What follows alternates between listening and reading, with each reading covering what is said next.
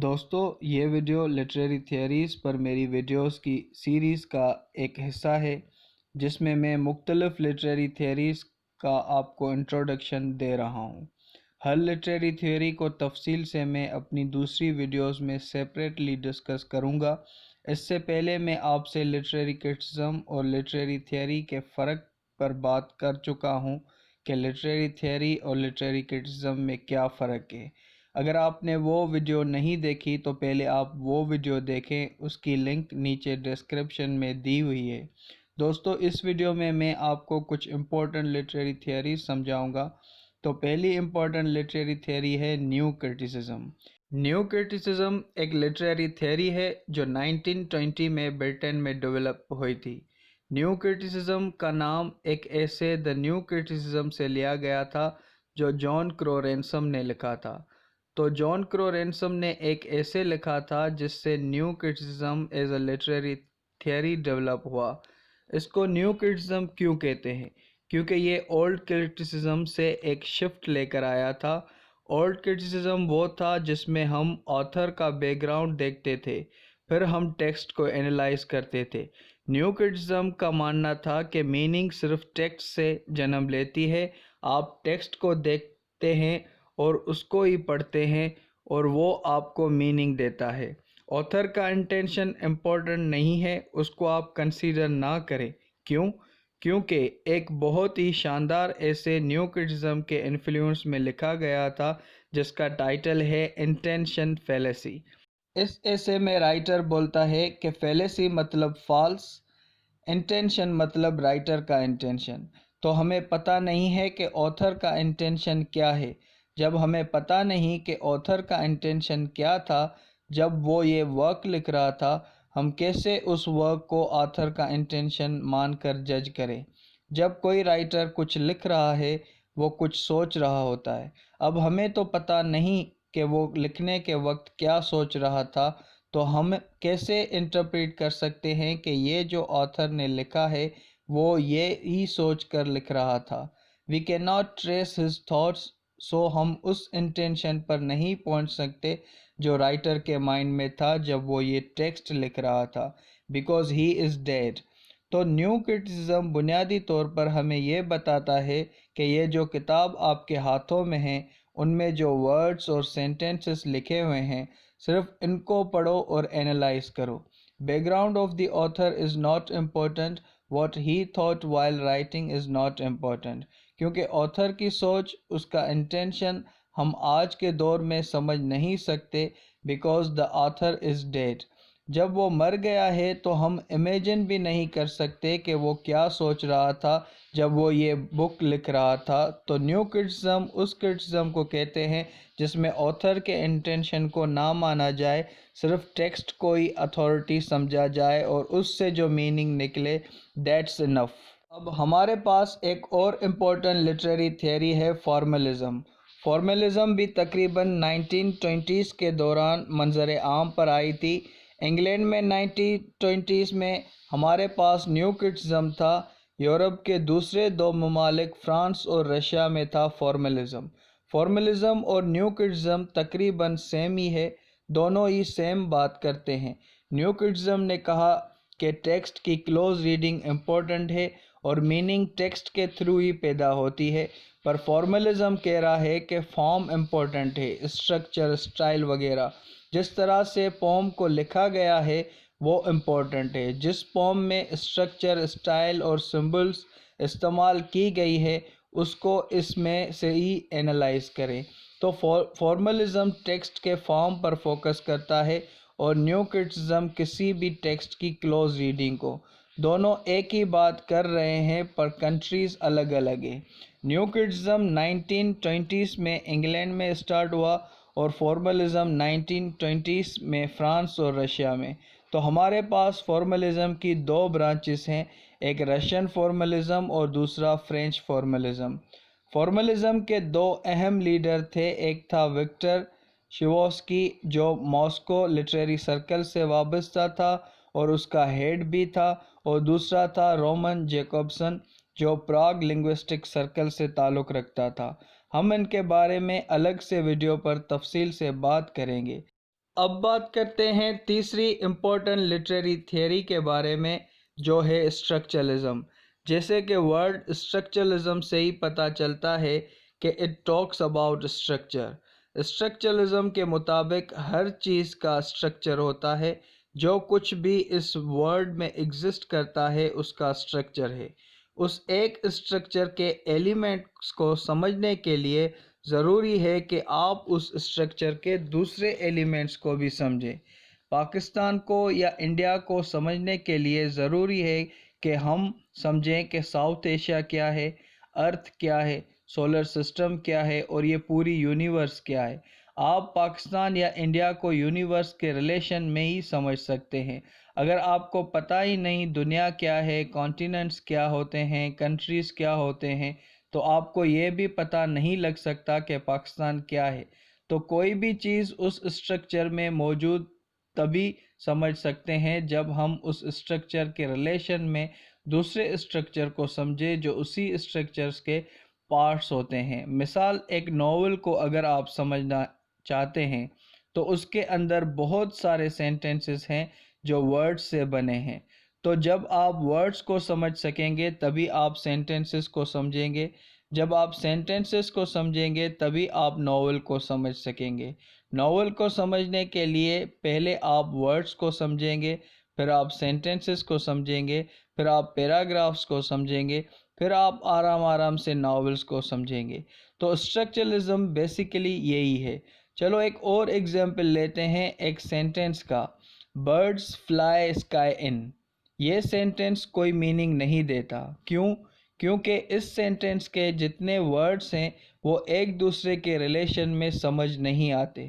پر اگر میں اس سینٹنس کو ری فریم کر کے لکھوں کہ birds fly in the sky, اب یہ ہمیں میننگ دے رہا ہے کیونکہ اس سینٹنس کا ہر ایک لفظ ہمیں ایک دوسرے کے ریلیشن میں سمجھ آ رہا ہے۔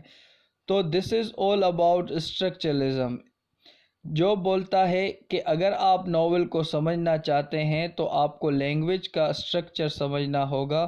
اسٹرکچرلزم میں جو سب سے انفلوئنشل تھیورسٹ ہے وہ ہے فردیناند ڈی ساسو۔ انہوں نے سیمیوٹکس کی تھیوری دی تھی۔ Semiotics basically study of science ہے۔ تو کوئی بھی ایک ورڈ ہے وہ خود میں ایک سائن ہے، کوئی بھی امیج آپ دیکھتے ہیں وہ سائن ہے۔ سائن دو چیزوں کی بنی ہوتی ہے، سگنیفائر اور سگنیفائڈ۔ سگنیفائر ورڈ یا امیج ہے، سگنیفائڈ وہ کانسیپٹ ہے جو ہمارے ذہن میں آتا ہے جب ہم وہ ورڈ یا امیج دیکھتے ہیں۔ مثال کے طور پر میں نے بولا ڈاگ، اب آپ کے دماغ میں ڈاگس کی الگ الگ امیج آئیں گی۔ اگر آپ کو اسٹریٹ ڈاگ پسند ہے تو آپ کے ذہن میں وہ آئے گا، اگر آپ کو جرمن شیفرڈ پسند ہے تو وہ آئے گا۔ تو سگنیفائر بیسیکلی ایک ورڈ ہے ڈاگ، اور سگنیفائڈ وہ کانسیپٹ ہیں یا وہ امیج ہے جو آپ کے دماغ میں ڈیولپ ہوا ہے لفظ ڈاگ سننے یا بولنے کے بعد۔ اگر میں ایک بچے سے پوچھوں کہ ڈاگ کیا ہوتا ہے تو وہ بتائے گا کہ ایک چار پیروں پر چلنے والی کریچر ہوتا ہے جو باک بھی کرتا ہے اور اپنا ٹیل ہلاتا رہتا ہے، اس کو ڈاگ کہتے ہیں۔ تو یہ کیریکٹرسٹکس یا کانسیپٹس ہیں جو سگنیفائڈ ہیں۔ سگنیفائر ورڈ یا امیج ہے۔ جب آپ ریڈ کلر دیکھتے ہیں تو وہ لو بھی سمبلائز کر سکتا ہے، ڈیتھ بھی سمبلائز کر سکتا ہے۔ تو ریڈ سگنیفائر ہے، اور اس سے وابستہ جو کانسیپٹس ہمارے ذہن میں آتے ہیں جب ہم ریڈ کلر دیکھتے ہیں وہ ہے سگنیفائڈ۔ فردیناند ڈی ساسو نے اور بھی بہت چیزوں کے بارے میں بات کی ہے، پجن اینڈ کریول، سائنکرونی اینڈ ڈائیکرونی، اور بھی مختلف کانسیپٹس۔ پر ایک جو بہت امپورٹنٹ چیز جو سمجھنے کی ہے وہ یہ ہے کہ یہ جو ریلیشن ہے بٹوین سگنیفائر اینڈ سگنیفائڈ، یہ آربیٹرری ہے، یہ کلچرلی ڈٹرمائنڈ ہے۔ آج سے اگر آپ ایک بچے کو بولنا شروع کریں کہ ریڈ پیس کو سمبلائز کرتا ہے تو وہ آرام آرام سے پیس کو ریڈ سے لنک کرنے لگ جائے گا۔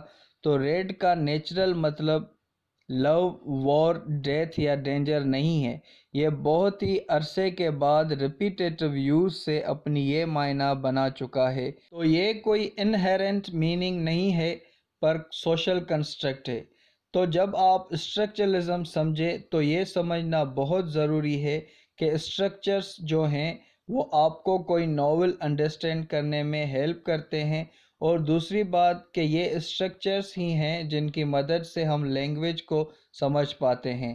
سگنیفائر اور سگنیفائڈ کو جب ہم سمجھتے ہیں تو تبھی ہمیں ان کے بیچ لنک کو سمجھ کر ہم لینگویج کو سمجھ پاتے ہیں۔ اب دیکھتے ہیں ایک اور بہت ہی امپورٹنٹ لٹریری تھیوری جو اسٹرکچرلزم کے رسپانس میں آئی تھی، جس کو پوسٹ اسٹرکچرلزم یا ڈی کنسٹرکشنزم بھی کہتے ہیں۔ پوسٹ اسٹرکچرلزم لفظ سے جسے پتہ چلتا ہے کہ یہ اسٹرکچرلزم کے بعد آیا، اور یہ ان تمام آئیڈیاز کو اپوز بھی کرتی ہے جو اسٹرکچرلسٹ تھنکر نے دیے تھے۔ اسٹرکچرلزم یہ سمجھاتا ہے کہ اگر لینگویج کو سمجھنے کے لیے آپ نے لینگویج کے اسٹرکچر کو سمجھ لیا، سائن، سگنیفائر اور سگنیفائڈ ان ٹرمز کو سمجھ لیا، تو آپ لینگویج کو سمجھ پائیں گے۔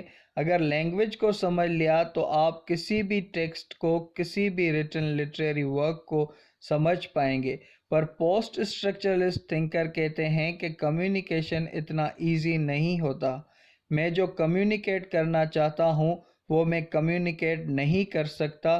جب میں یلو کار بولتا ہوں تو آپ کے دماغ میں یلو کار کی الگ الگ امیج بنتی ہے، اور یہ مختلف ہوگا اس یلو کار سے جو میرے ذہن میں ہے یا جو میں بولنا چاہتا ہوں۔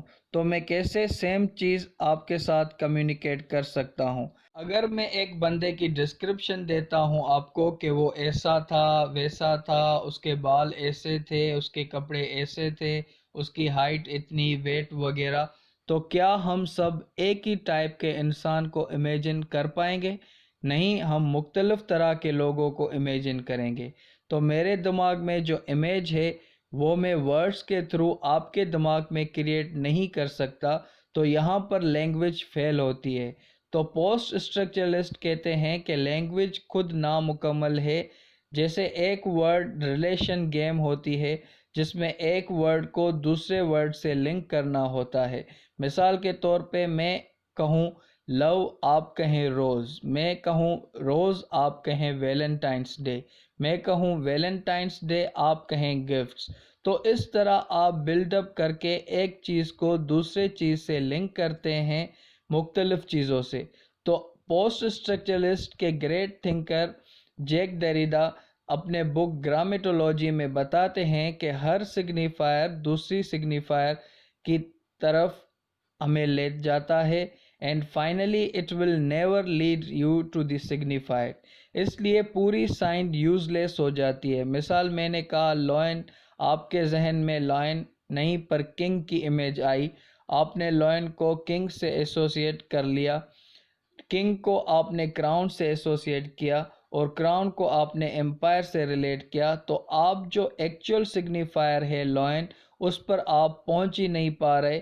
آپ ہر سگنیفائر کو دوسرے سگنیفائر سے ریلیٹ کر رہے ہیں، اور یہ پروسیس چلتا رہتا ہے۔ جیک دیریڈا نے ایک اور بہت ہی اہم کانسیپٹ کے بارے میں بھی بات کی ہے، اپوریا۔ اپوریا مطلب کنفیوژن۔ وہ بولتا ہے کہ ہمیں اس کنفیوژن میں ہیپی ہونا چاہیے۔ آپ اگر کسی بھی چیز کو اسٹرکچرڈ کرنا چاہیں گے تو آپ دیکھیں گے کہ کہیں بھی کوئی چیز کا سینٹر نہیں ہے۔ جب کوئی سینٹر نہیں ہے تو ہمیں اس اسٹیٹ آف کنفیوژن، جس کو وہ اپوریا بولتا ہے، اس میں ہی خوش ہونا چاہیے۔ پوسٹ اسٹرکچرلسٹ تھنکر میں جیک دیریڈا کے علاوہ اور بھی بہت پوسٹ اسٹرکچرلسٹ تھنکرز ہیں جنہوں نے اور بھی بہت امپورٹنٹ تھیوریز دی ہے، جن کو ہم الگ سے ڈسکس کریں گے اس سیریز میں آگے چل کر۔ اس کے علاوہ اور بھی بہت سی لٹریری تھیوریز ہیں جن کا انٹروڈکشن میں نیکسٹ ویڈیو میں، جو اس ویڈیو کا پارٹ 2 ہے، میں آپ سے کرواؤں گا۔ اگر یہ ویڈیو آپ کو پسند آئی تو لائک کریں، اور کوئی کوسچن ہو تو اس کو آپ کمنٹ میں ٹائپ کر سکتے ہیں۔ اس چینل کو سبسکرائب بھی کریں تاکہ جب میں آن لائن آؤں اور کوئی اور ویڈیو اپلوڈ کروں تو آپ کو نوٹیفیکیشن مل جائے۔ آج کے لیے دوستو اتنا ہی، جلد ملتے ہیں۔